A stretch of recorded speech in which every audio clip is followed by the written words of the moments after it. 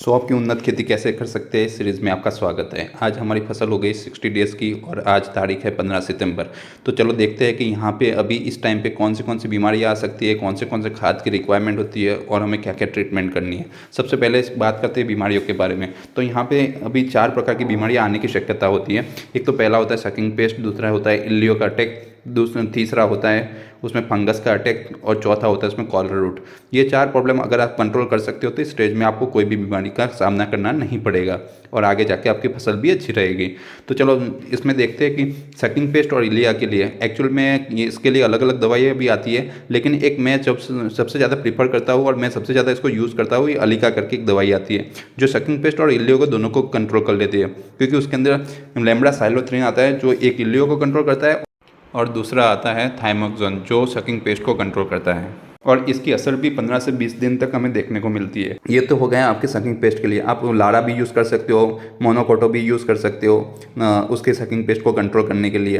फिर इमामेक्टिन भी यूज़ कर सकते हो, लेकिन मैं सबसे ज़्यादा प्रीफर करूँगा अलिका यूज़ करो, क्योंकि उसकी कॉस्ट भी इतनी ज़्यादा नहीं है और वो लंबे टाइम तक उसको असर देखने को मिलता है। दूसरा होता है फंगस। अब फंगस का अटैक भी कभी कभी बहुत ज़्यादा बढ़ जाता है। अब क्या होता है कि कंटिन्यू बारिश चल रही थी 2 महीनों से, और जैसे बारिश ख़त्म हुई, अभी सितंबर का महीना चल रहा है और उसमें गर्मी अभी स्टार्ट हो जाती है, तो इस टाइम पे क्या होता है कि फंगस का अटैक भी बढ़ जाता है। तो इसको कंट्रोल करने के लिए हमें कुछ फंगीसाइड का यूज़ करना पड़ेगा। जैसे कि मैं अगर शुरुआत के स्टेज में है तो M45 यूज़ करूँगा, और थोड़ी सी स्टेज बढ़ता है जैसे तो उसमें बाविस्टिन भी यूज़ कर सकता हूँ, मैं साप फंगीसाइड का भी यूज़ कर सकता हूँ। और अगर मेरा अटैक थोड़ा सा बारिश ज़्यादा हो गई थी, अगर फंगस ज़्यादा है, तो मैं क्या कर सकता हूँ, उसमें कैप्टन हेक्सा करके एक एडवांस सब कंटेंट भी आता है जो अभी इस स्टेज में यूज़ करोगे तो बहुत ही अच्छा रिजल्ट देखने को मिलेगा। चलो ये तो हो गए फंगीसाइड के।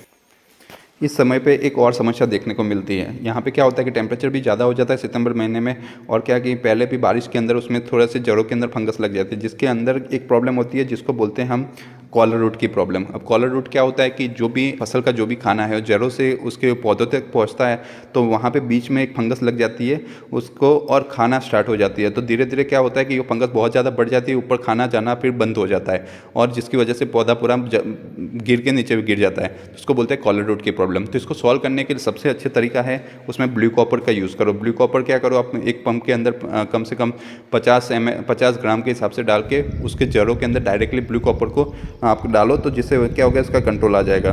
दूसरा आप कर सकते हो उसमें बाविस्टिन भी यूज़ कर सकते हो। तीसरा है उसमें रिडोमिल गोल्ड करके एक दवाई आती है, उसका भी यूज़ कर सकते हो, ये भी बहुत ही अच्छा रिजल्ट दे देती है।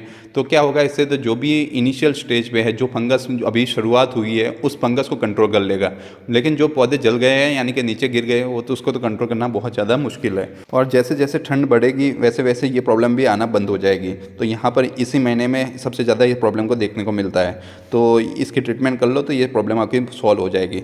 चलो अब बात करते हैं, अगर एक चीज़ मुझे बताना आपको भूल गया, अगर कोई भी आपको पहले आपको ट्रीटमेंट करनी है, यानी कि कोई भी दवाई डालनी है या तो कुछ भी ट्रीटमेंट करनी है, उससे पहले आपके खेत में जितने भी खरपतवार है उसको रिमूव कर दो।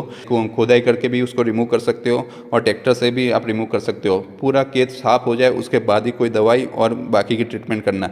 इस दवाइयों के साथ हमेशा एक ग्रोथ की दवाई भी यूज़ किया करो। यहाँ पे इस टाइम पे सबसे ज़्यादा ग्रोथ की दवाई जो यूज़ होती है वो एमिनो एसिड बेस होती है, यानी कि उसके अंदर आप देखोगे तो जैसे कि इसाबियोन है, बाकी कस्तूरी करके भी आती है, बाकी भी एमिनो एसिड बेस बहुत सारे PGR आते हैं। उसको आप यूज़ करोगे तो बहुत ही अच्छा रिजल्ट मिलेगा। यानी कि वो क्या करता है कि जो भी ज़मीन के अंदर जो खाना पड़ा है उसको पौधे तक पहुंचाने में हेल्प करता है, तो जिससे पौधे का जो विकास है ना वो बढ़ जाता है। तो ये भी दवाई आपको उसके साथ, दवाई के साथ ये भी आप थोड़ा यूज़ करोगे तो बहुत अच्छा रहेगा।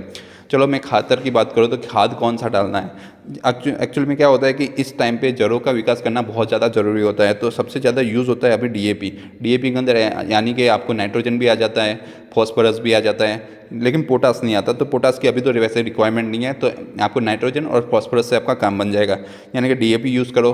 उसके साथ थोड़ा सा लोग क्या करते हैं 15 से 20 किलो यूरिया भी यूज़ करते हैं, जैसे उसका थोड़ा ग्रोथ बढ़ जाए, तो ये भी कर सकते हैं। लेकिन क्या होता है कि अभी गर्मियों का टाइम है, तो यूरिया यूज़ करोगे तो आपके पौधे को जलने की शक्यता रहेगी, उसमें फंगस बढ़ने की भी आपको समस्या आएगी। तो जितना बने इतना कम यूज़ करो, लेकिन थोड़ा बहुत तो यूज़ करना है।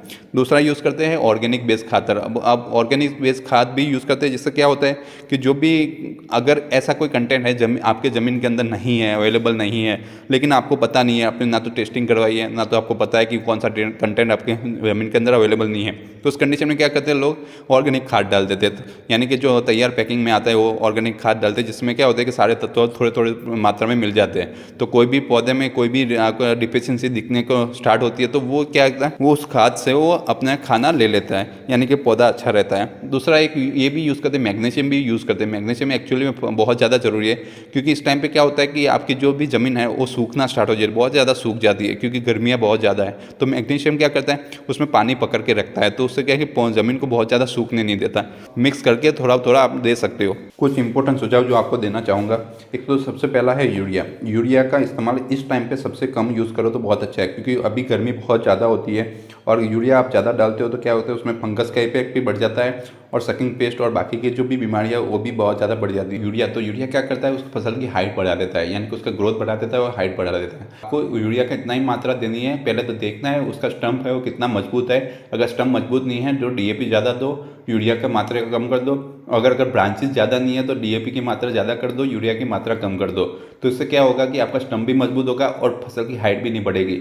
एक्चुअली में ग्रोथ ज़्यादा आपको आगे जाके नुकसान कर सकती है, तो इतना ज़्यादा ग्रोथ मत करवाओ कि आगे जाके आपके नुकसान हो जाए।